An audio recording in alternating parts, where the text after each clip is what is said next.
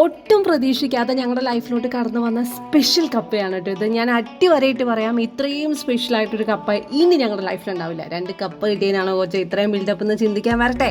പിന്നിൽ അർത്ഥമുണ്ട്.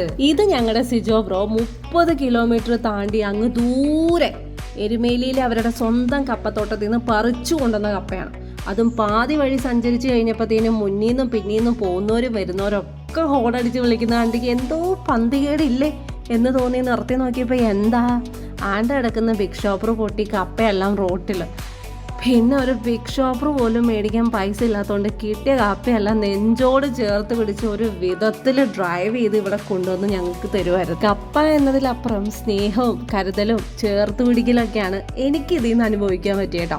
അപ്പോൾ ആ ഒരു സ്നേഹം ഞങ്ങൾ 2 പേരിലും മാത്രമായിട്ട് ഒതുക്കാതെ ഞങ്ങളത് അപ്പയ്ക്കും അമ്മയ്ക്കും കൂടെ പങ്കുവച്ചു. ഇപ്പം മനസ്സിലായില്ലേ ഈ കപ്പ എന്തുകൊണ്ടാണ് ഞങ്ങൾക്ക് അത്രയും സ്പെഷ്യൽ ആയെന്ന്?